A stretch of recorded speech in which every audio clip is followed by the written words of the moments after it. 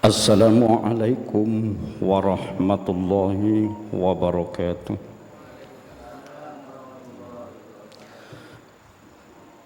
Bismillah, alhamdulillah, la hawla wa la quwata illa billah. Allahumma salli wa sallim wa barik ala Sayyidina Muhammadin Rasulillah wa ala alihi wa ashabihi wa mawala, amma ba'du. Bapak Ibu yang dirahmati Allah Subhanahu wa taala dan yang saya hormati, alhamdulillah kita memasuki hari yang ke-10 apa 11 ini. Mudah-mudahan puasa Ramadan kita, baik puasanya maupun ibadah lain yang menyertai, diterima dan diridhoi oleh Allah Subhanahu wa taala. Selama sebulan ini kita sama-sama berada dalam diklat, ya, pendidikan dan pelatihan untuk jadi hamba-hamba yang bertakwa. Disiplinnya ketat, ya.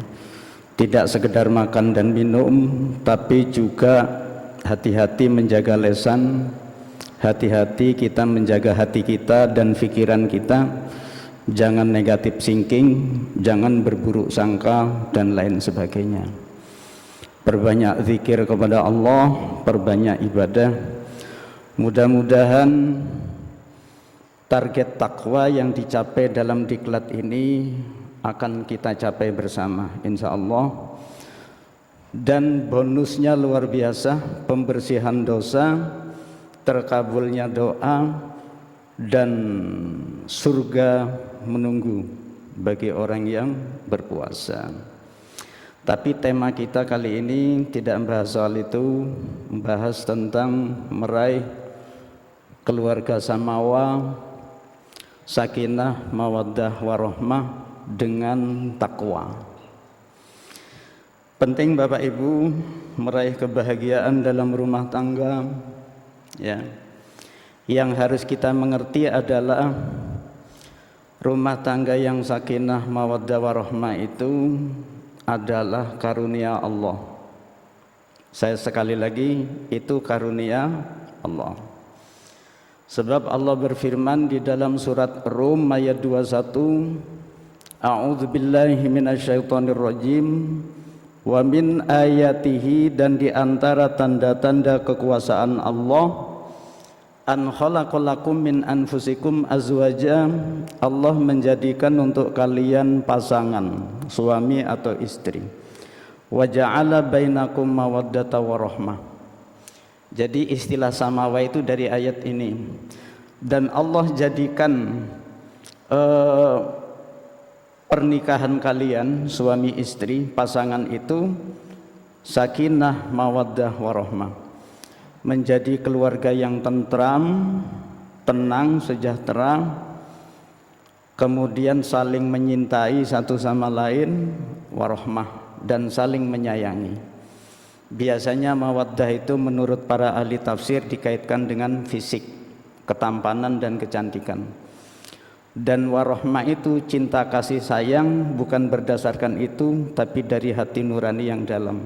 Walaupun sampai sepuh, sampai kakek nenek pun masih tetap satu sama lain saling mencintai. Itu warahmah. Inna fi dzalika laayatil liqaumi yatafakkarun. Itu tanda-tanda kekuasaan Allah bagi kaum yang berfikir. Keluarga samawa itu karunia Allah, ya. Karena itu bisa kita memohon kepada Allah agar rumah tangga kita menjadi rumah tangga yang sakinah, mawaddah, warahmah. Mohon kepada Allah, ada doanya. Insya Allah jenengan semua sudah hafal. Rabbana hablana min azwajina wa dzurriyyatina qurrata a'yun waj'alna lil muttaqina imama. Perhatikan ayat ini.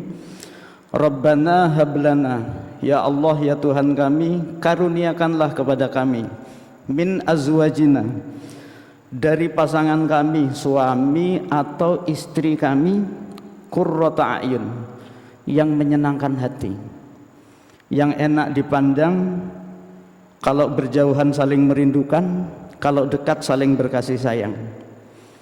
Ini benar-benar harapan bagi setiap orang sebenarnya, ya.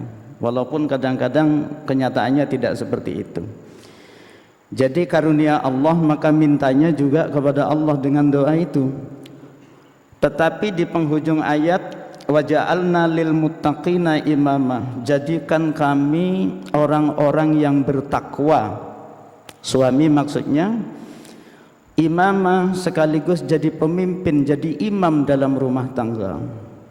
Jadi suami itu pemimpin atau imam di dalam rumah tangga, dan karena pemimpin atau imam, konsekuensinya ada pertanggungjawabannya kelak di akhirat.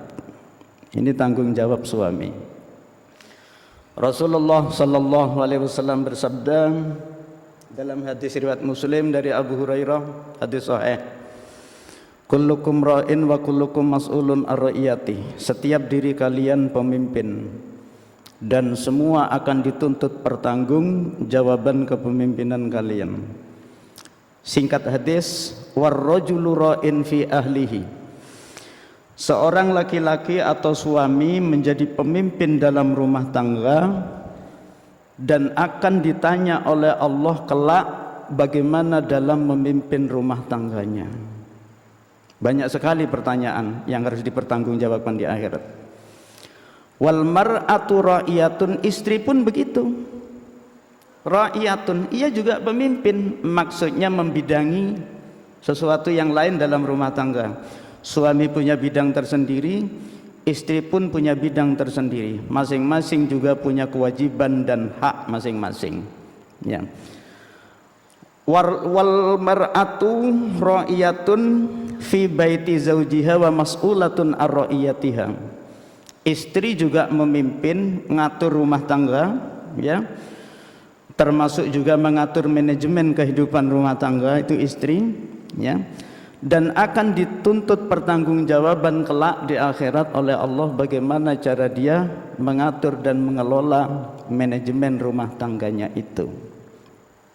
Ini jamaah sekalian rahimakumullah, Islam memberikan konsep yang jelas dan lengkap dalam membina kehidupan rumah tangga.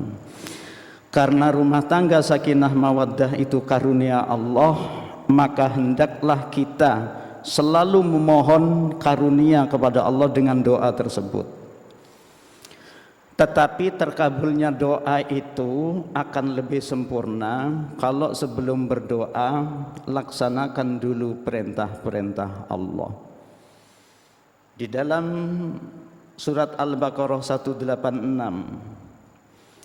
apabila hambaku bertanya padamu Muhammad tentang aku di bulan Ramadan, katakan aku dekat, fa inni qarib ujibu da'watad da'i idza da'an, aku kabulkan doa orang yang berdoa kepadaku, tetapi falyastajibuli, penuhi dulu perintahku. Jadi setiap selesai ibadah kita memohon, selesai baca Quran berdoa, manfaatkan itu. Kemudian selesai sholat berdoa pada Allah, selesai zikir berdoa, selesai sedekah berdoa. Ayatnya di surat Al-Fatihah, iyyaka na'budu wa iyyaka nasta'in, kepadamu kami mengabdi dulu ya Allah, bekerja atau ibadah, baru sesudah itu kepadamu kami mohon pertolongan. Artinya kerja dulu, kerja ibadah, baru minta bayaran, kan gitu toh. Jadi berbuat dulu baru meminta sesuatu. Bagaimana mungkin minta bayaran dulu baru bekerja? Okay? Nah, ibadah juga begitu. Sebelum kita mohon sesuatu kepada Allah, lakukan ibadah dulu, baru setelah ibadah mohon kepada Allah. Wasta'inu bis sabri was shalah, Al-Baqarah 45. Mohonlah pertolongan pada Allah dengan sabar dan sholat. Kenapa harus ada sabar dan sholat? Sabar itu menurut ahli tafsir puasa, karena muara sabar semua kumpul pada puasa. Rajanya sabar itu puasa dan sholat.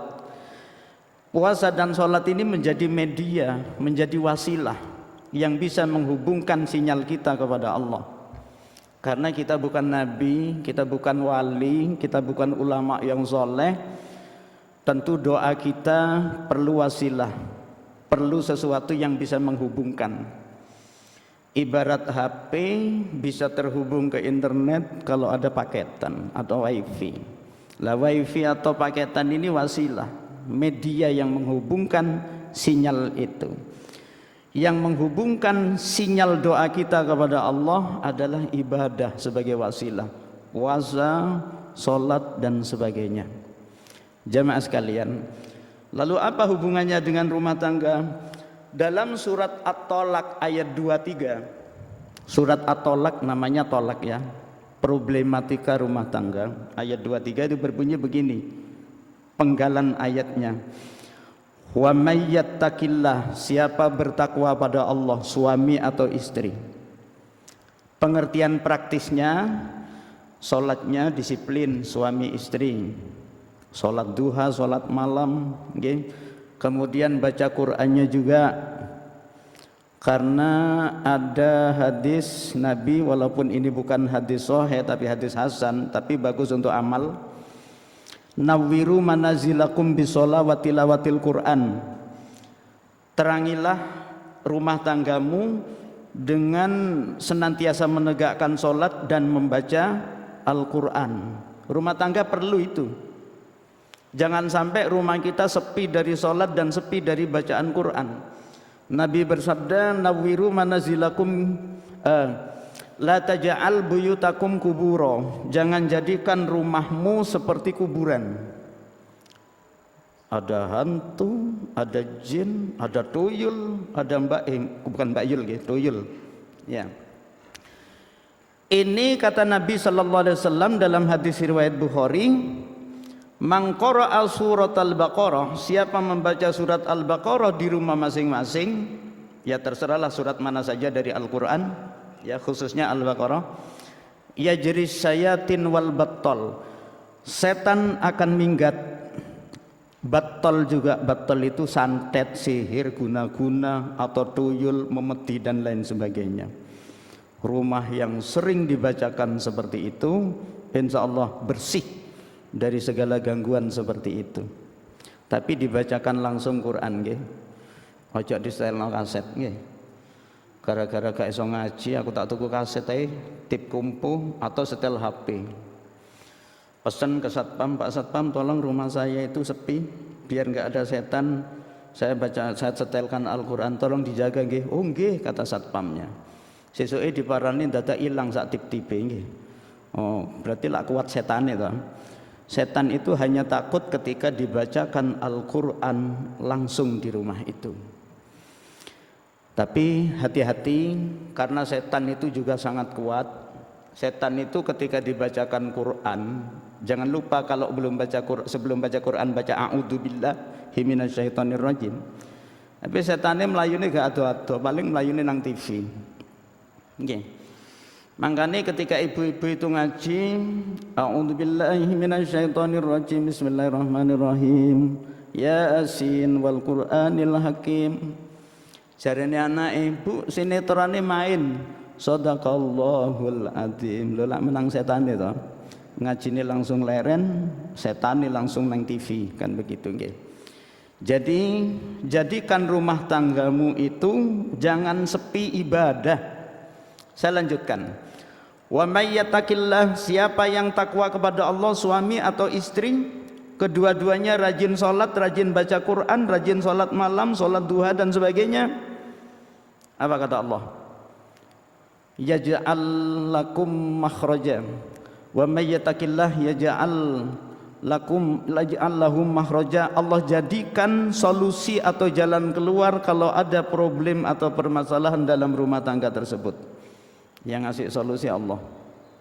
Kalau urusan ekonomi, wa yarzuqhu min haitsu la yahtasib, Allah akan memberikan rezeki dengan cara Allah yang enggak diketahui oleh manusianya. Karena rezeki di tangan Allah toh, bukan di tangan siapapun, bukan di tangan presiden, bukan di tangan siapapun. Rezeki di tangan Allah, ya. Wa ma min dabatin fil ardi illa 'alallah rizquha. Apapun makhluk yang melata di bumi terutama manusia, rezekinya sudah dijamin oleh Allah, sudah dijatah masing-masing, enggak akan tertukar. Ya. Rezeki manusia masing-masing sudah ditanggung oleh Allah Subhanahu wa taala.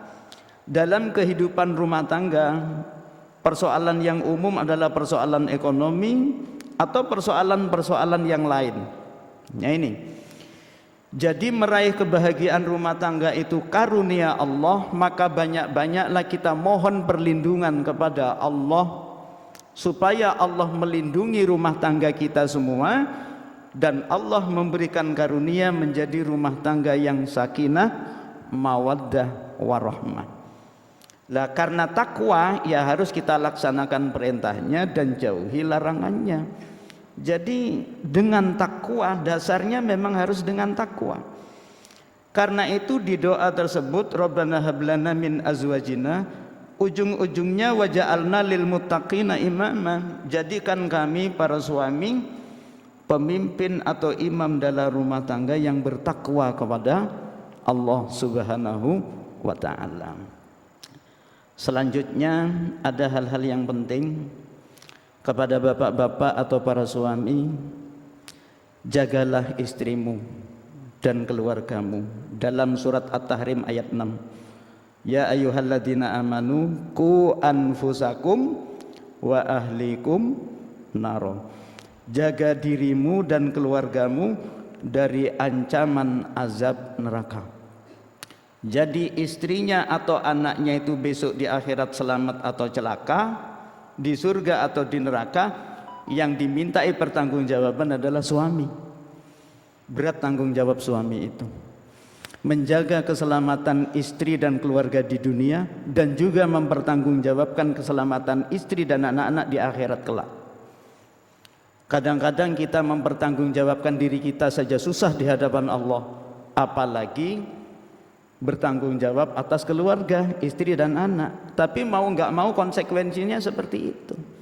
Suami yang dimintai pertanggungjawaban di hadapan Allah Subhanahu wa taala. Karena itu jadilah suami yang baik dan santun kepada istri, karena istri itu adalah amanat atau titipan. Amanat datangnya dari Allah dan datangnya dari bapak ibu mertua. Amanat datangnya dari Allah itu tadi, qu anfusakum wa ahlikum naro. Jaga dirimu dan keluargamu dari ancaman azab neraka. Itu pesan Allah. Ancamannya keras. Adapun amanat dari orang tua si istri seolah-olah berpesan, aku titip anakku wedok, ojo dilarani, ojo disakiti. Ya, didiklah dia yang baik. Api eleke terserah awakmu, mangan gak mangan terserah awakmu. Ini tanggung jawab suami menerima amanat dari orang tua istri. Karena amanat dan titipan yang harus dijaga dengan baik. Jangan disakiti fisik atau perasaannya, jangan diterlantarkan, jangan dicuekin, atau jangan dibiarkan saja. Tapi ajaklah untuk sama-sama beriman, bertakwa kepada Allah, beribadah, serta menjalani kehidupan rumah tangga yang terbaik. Apa pesan Nabi? Ketika ditanya oleh Muawiyah bin Haidah, apa kewajiban suami pada istri Nabi atau hak istri pada suami? Antu ta'imaha idza ta'imta. Kamu wajib memberi pangan kalau kamu makan. Wa taksuha idza tasaita. Wajib memberikan pakaian kalau kamu memakai pakaian. Jadi seia sekata, senasib sepenanggungan. Ya. Podo-podo mangan gak enak ya podo-podo, podo-podo mangan enak ya barengan gitu aja. Ya. Wong Jawa ngarani garwa, napa garwa? Sigare nyowo katanya gitu. Jadi satu sama lain itu harus saling melengkapi. Seolah-olah nggak bisa dipisah di antara keduanya. Harus bersatu untuk mencapai keberhasilan dalam hidup rumah tangga. Seperti itu, seia sekata.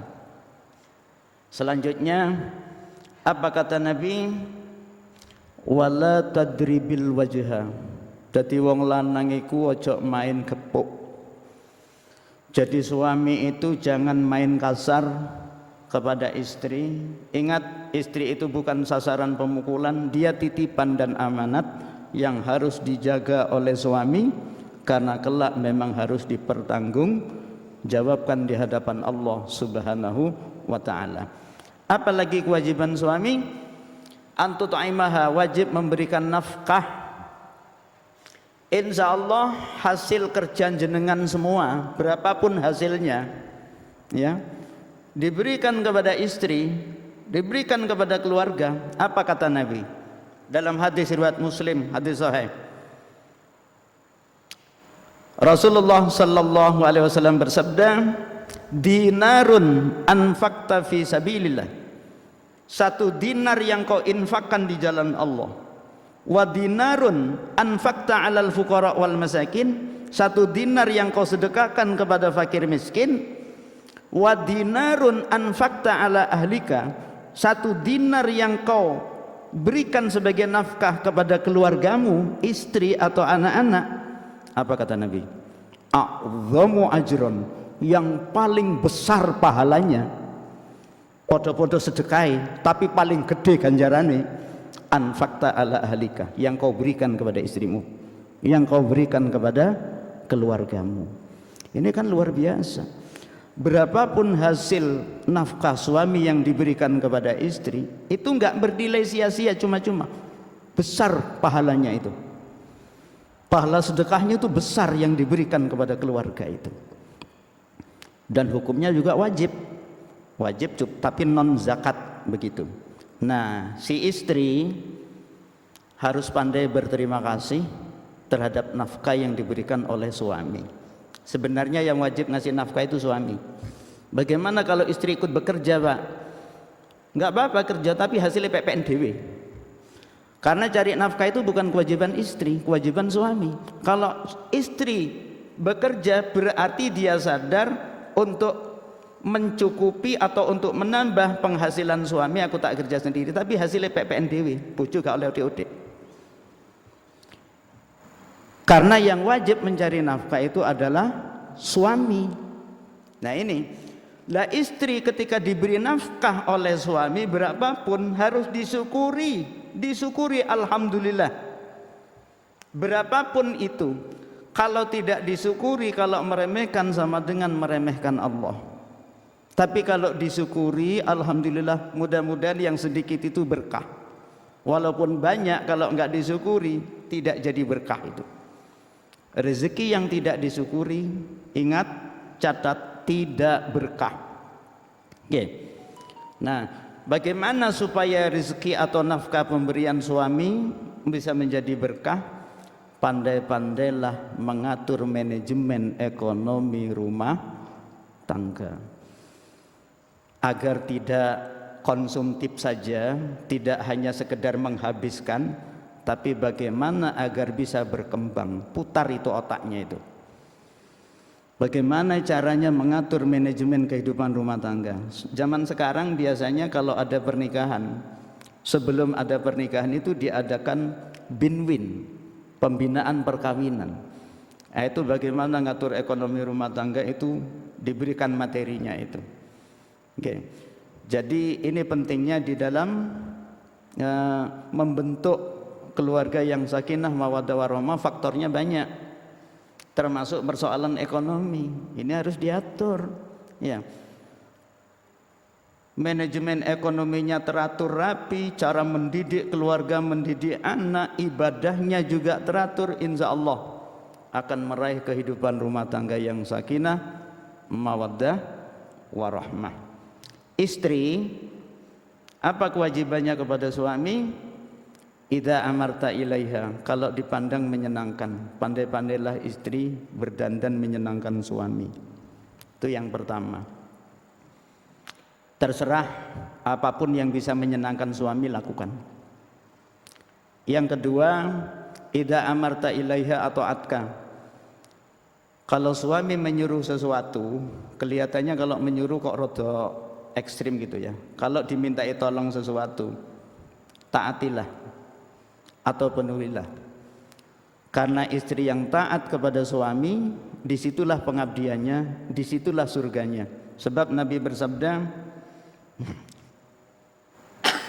As-sholatul mar'atu khamsa, wanita yang sholat 5 waktu, wasiyama syahroha, melaksanakan puasa Ramadan, wa ata'at ba'laha, serta taat kepada suami, tadkhulul jannata min haitsu abwabin sa'at, maka kelak dia akan dimasukkan surga oleh Allah lewat pintu manapun yang dia kehendaki.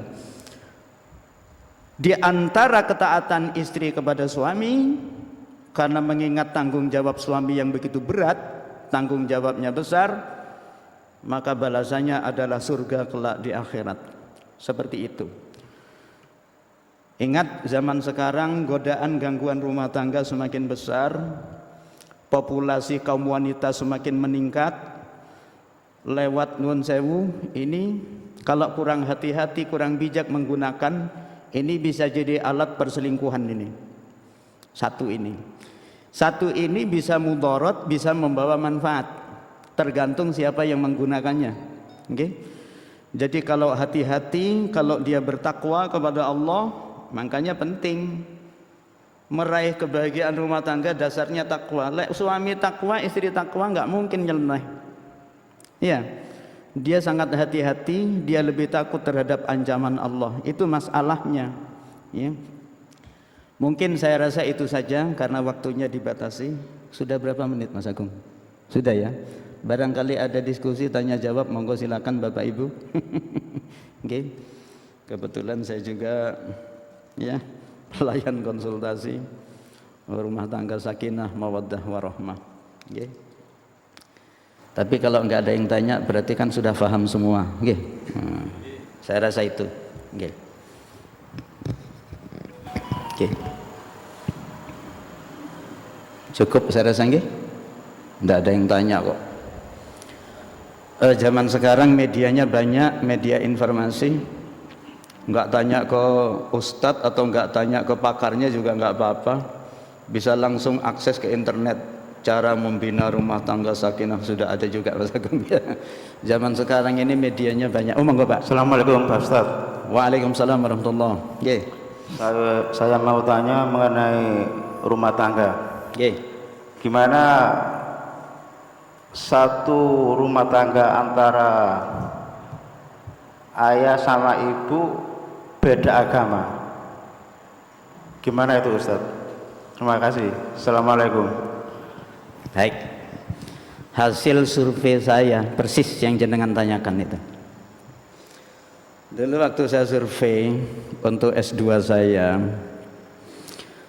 waktu nikah Islam, baik pihak perempuan maupun pihak laki-laki masuk Islam, malas. Tapi nggak ada pembinaan, Pak. Menikah kurang 3 hari baru ikrar masuk Islam, dan itu banyak kasusnya.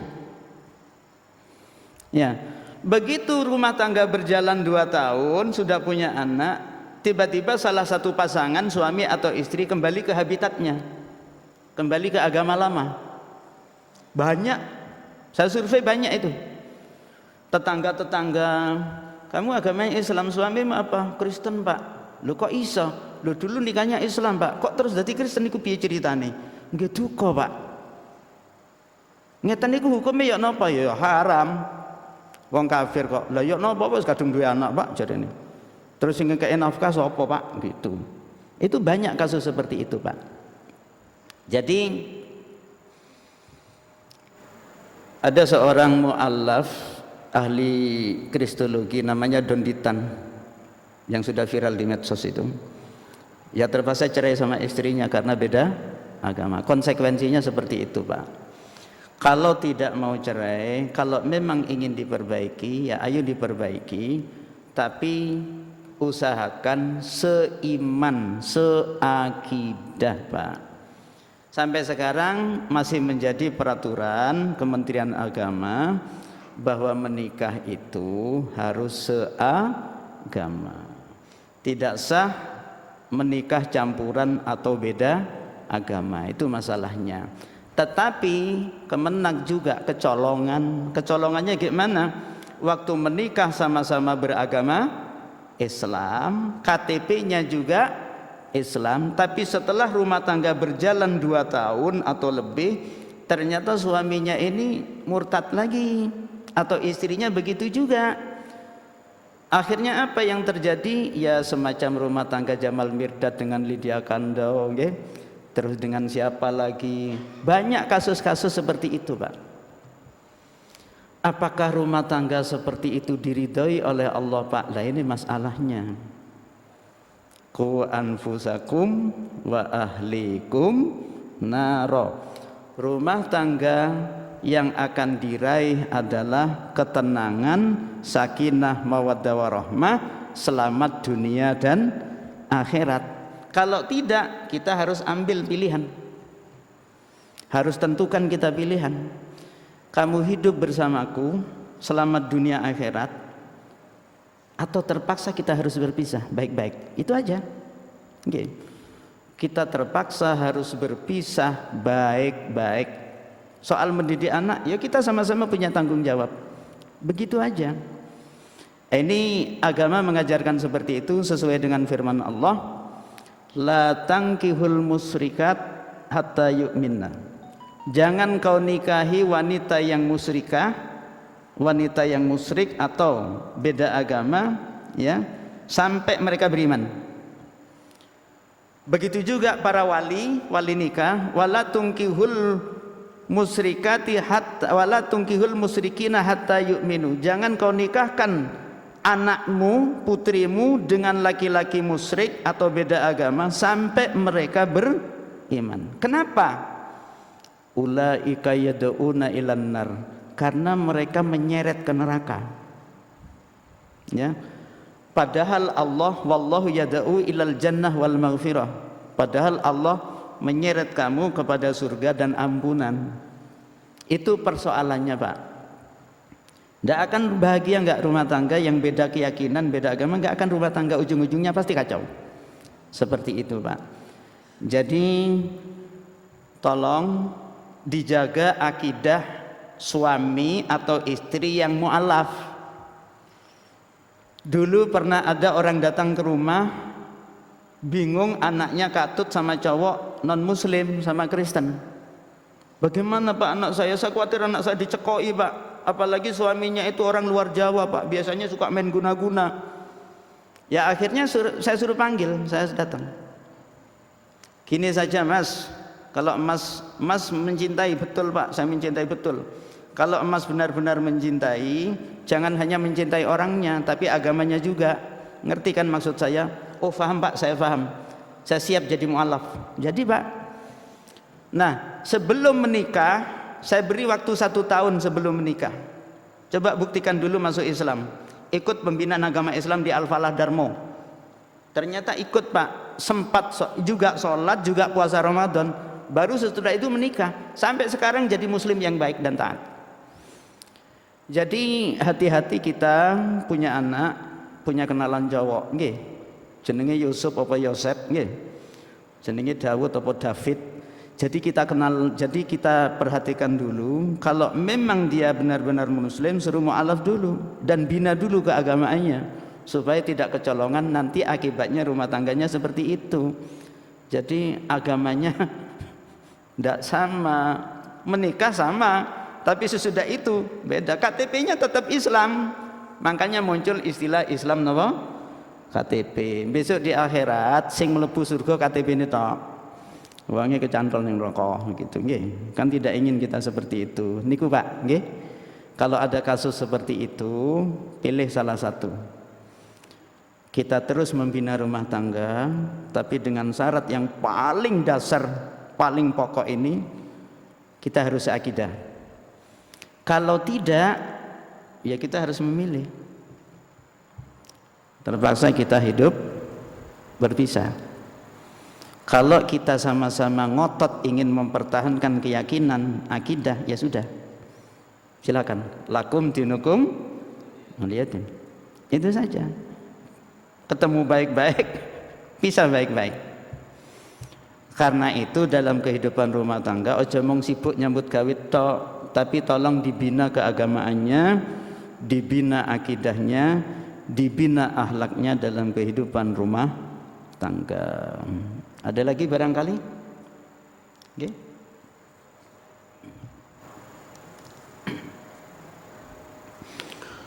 Astaghfirullahaladzim.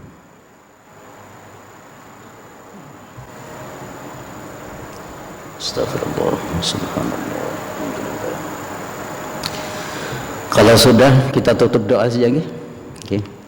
Monggo Bapak Ibu, kita berdoa pada Allah. Banyak hal yang kita mohon pada Allah, termasuk juga kebahagiaan rumah tangga.